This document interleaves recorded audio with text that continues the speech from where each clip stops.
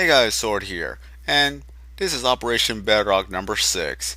And I figured why not actually make a different video type today that we're going to show you the work progress rather than showing the after results.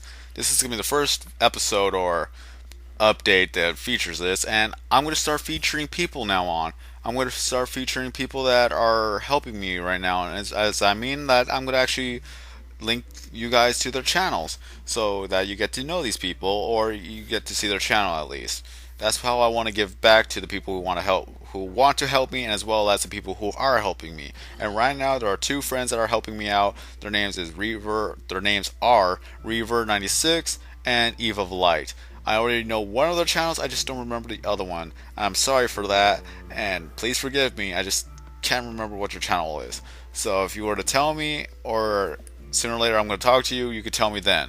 Until then, as of this video, Time Paradox, I just don't know what your channel is. Moving on. So I'm getting a lot of gravel because we stumbled upon a lot of lava. And as you can see, I do have one diamond pickaxe, even though I said I was not going to use any diamonds. I pretty much contradicted myself. There's just going to be one diamond. That's it, like one diamond pickaxe. So if we were to run across obsidian and if that's in our way, we could actually get rid of the obsidian. So we only created one diamond pickaxe. I know my other friend created another diamond pickaxe, pretty much without my permission.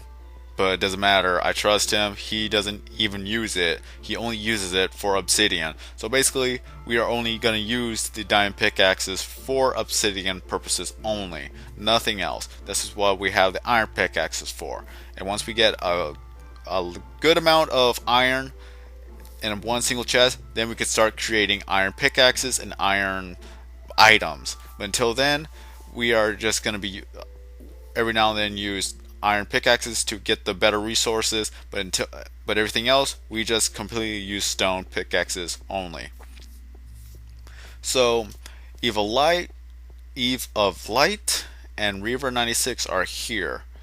So they're going to be the first two people to be featured onto Operation Bedrock. You see Reaver right there clearing out some of the paths, and EveofLight just crouching over there. So one thing is that EveofLight actually has a channel where she creates a lot of playthroughs or walkthroughs, or not walkthroughs, let's plays. I don't know how she does it. She has so many videos out there. I just can't imagine the process of going through all that. So yeah, it's kind of funny how there are no female characters in this game.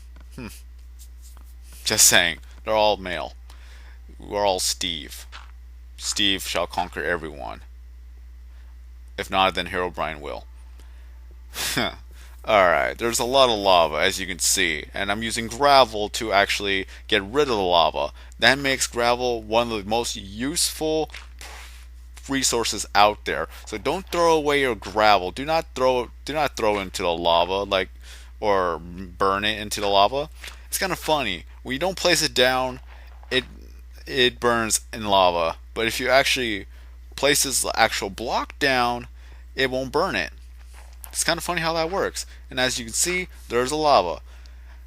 And now this is how you actually get rid of the lava, is that you go put gravel down. As simple as that. You can put gravel down from the ceiling, the gravity will affect it and hitting the lava pool until there's nothing but gravel. And right now I'm going to be saving so that if anything were to go wrong, we could go back to the last save point. So that is actually a good tip for you other than autosave, because once autosave hits, it really honestly sucks, because if something is already set in motion and autosave were to happen, that is still going to continue moving. So it happened with a skeleton, it happened with a creeper, and it will happen with lava. If you're standing right in front of lava that's flowing to you and autosave hits, that lava is going to burn you and you're going to die. So I believe that saving actually resets the autosave timer of however you set it. I set mine to every hour, and sometimes I kind of forget that autosave happens. But that just makes it all the more fun that it just happens out of nowhere. Just if it's inconvenient at times, then that's when it's going to become a problem. But so far, it hasn't really caused that much problems, except for the creeper exploding on my face when I didn't expect it to. So there's our little gravel bridge. We're going to turn this lava pool into a gravel pool, and yep, This is pretty much a work in progress. I'm not too sure whether if I'm going to keep doing work in progress or if you guys actually want to see work in progress rather than seeing an actual product, so that it just seems like it's more, what's it called? You get to see like the behind the scenes rather than just see the whole entire movie type of deal. I just don't know how to explain it. If anyone else could explain it for me, that'd be great. I just want to say that I want to see if this actually works out for me, to show you guys the process and the struggles, if you want to call it that, of Operation Bedrock rather than you seeing the whole entire product. Like when I showed Operation number 5, update number 5, you guys saw the entire tunnel, but you never actually saw how we made the tunnel. And it's actually it could be either fun or it could either be boring. It's whether or not if you guys like to see a work in progress. I just don't know. I can't really honestly explain it. I don't know how to explain it for the life of me. I honestly don't. But at times I would love to see a person actually creating something rather than just say, hey, look what I created. We want to see how'd you create it, how many times you may have died actually making that, or how many times you've probably messed up making that, if that actually makes sense to you. If that actually makes better sense what I was trying to explain earlier, then yeah, I'm just not going to continue on with this thing anymore. I'm just going to continue on whatever I'm going to talk about now. So there's a lot of lava, as you can see, but we didn't find any diamonds around here. It's kind of funny. Usually whenever you find a pool of lava, there's diamonds somewhere to be found, but we have yet to find diamond in this area. But or it could be just hidden behind the blocks to our sides. But right now, our main focus is getting rid of the lava. And as I said, EveofLight has her own channel where she does Let's Plays. I just can't think of how you could do so many Let's Plays. Unless you count Operation Bedrock as a Let's Play, who knows? That it just seems like, how do people actually keep videos going for so long? Like Woody Gamertag, he has over 1,000 videos. How do you not run out of things to say? I'm pretty sure that one of these times they actually repeat what they said before in another video, and I already know that I've already repeated this topic from a different video, and I think I've already said it in a different video but in different words. I'm not too sure. I just don't remember anymore. So that's kind of like a writer's block, if you will. You don't want to keep saying the same things over and over and over because it does get repetitive, but at the same time you just don't know what else to say, and usually sometimes bringing back an old topic actually helps you figure out what you're going to say next. That's how I feel about it. Sometimes when I repeat the same thing over and over and over, it's more or less either filler or I just remember something from the past and I want to talk about it again. So that's kind of contradicting at the same time. I just don't know. I'm working on it. I'm getting better at it. And sometimes I forget to pace myself because I want to actually try to get a lot of things done. I want to sound more excited. But when I talk slowly, it seems like I'm going into a monotone phase, which I really don't want to do. I may have to buy a new mic because I'm thinking it is the mic that's making me sound so monotone rather than just me trying to speak fast or speak loud, speak whatever, speak some sort of language that nobody understands. It's just more or less that's how I feel at this moment. And it gets hard to actually commentate for 15 minutes straight without more or less long periods of pauses or something like that. Sometimes I can't even figure out what words I want to say.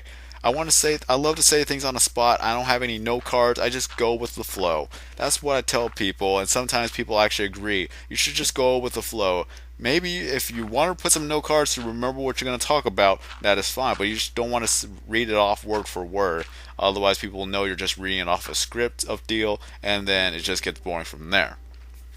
And rather, if you go with the flow, it's more natural. You get to actually talk about what you want to talk about in your own tone of voice, because some people actually, whenever they read off the script, they're more monotone. I don't know, that's just some human basic instinct or something.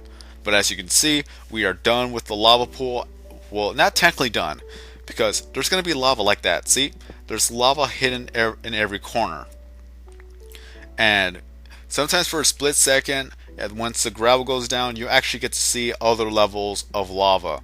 So sometimes you have to pay more attention to where the lava is. And look, gold.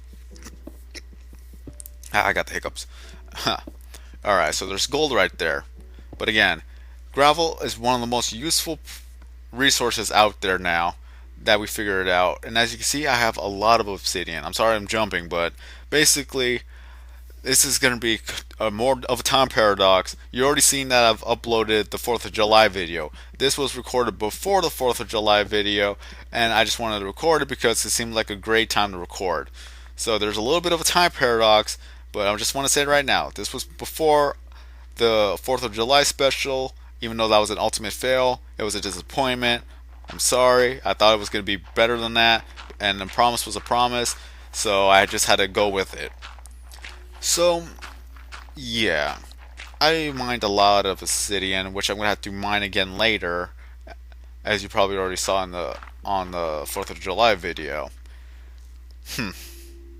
It's just a lot of work, honestly. Really was. It was just a huge disappointment. I don't want to go back to it. I want to forget about it already. So let's focus on this. For all the people who still are waiting to be in a video, or at least want to join me, I'm sorry for that I'm taking so long to actually respond to you. It's just that I have a schedule to go by, and one of these days where I have a day off, I'm going to start inviting a lot of people. I'm going to start inviting everyone who commented or send me a message. At least I'm going to start from the top of the list and then go from the bottom. Whoever messages me first gets priority. Hello. I scared her, I think. I don't know. Honestly. Okay. So, this is pretty much how you get rid of lava without me trying to explain it word for word or whatever you want to call it. The only annoying part of the gravel is just getting rid of the gravel again. Because, yeah, as we all know, gravel is affected by gravity. You have to get rid of it once you place it down, but at the same time, it does save a lot of time, or I don't even know, than just trying to get rid of the lava by placing a block on it, even though once you get rid of that block, lava flows down again. So with this sort of method, it actually gets rid of the lava for good, that you don't have to worry about it anymore, and if you want to explore this place again, you can. And since it's part of the tunnel, I'll have people explore this area while we are working on the tunnels. Because as of now, we are pretty much already halfway across the world to the other side. I want to continue the tunnel all the way to the other side, and if we find more lava, we can get rid of it. And look at that, lava. Like I said, lava is everywhere, so you always have to check every little corner, just in case if you missed a pocket, because there's going to be multiple lava sources. So we place that down, and look at that. One flash, one split second, there's lava to the left. So this is how you use gravel to find if there's more lava. So I believe that's all the lava that's gone, but again, you're never too sure. That's why you always have to look at every corner. And hopefully that was more or less informational, or at least helpful to show you guys how to get rid of lava and how to find lava. And more or less, here's a small tip. Even though it may not always work, but if you find a lot of dirt in one area, there may be a chance that there's either going to be lava or diamonds somewhere, or at least some valuable resources. At least 1 out of 4 dirt mounds I've ever found in towards bedrock level, I found diamond. Every other time, it was either lava or just nothing. Sometimes I even find iron, but that's pretty much it. So, hopefully that's all helpful to you guys, and I got another 30-40 seconds left. There's EveofLight, still continuing on the tunnel, so I'm trying to get rid of the gravel, and I think she told me that there was lava somewhere, so this is why I'm mining towards it. So I will be able to find the lava source, get rid of it, so it can get out of our tunnel system. But I'm already running out of time, so yeah, there's not much I can do for now. And I realized that because I looked at the timer. So I'm gonna put that there. Alright, going back. So with that being said, I am SwordKing090. Have a nice day, everybody, and I will see you in the next operation of Bedrock.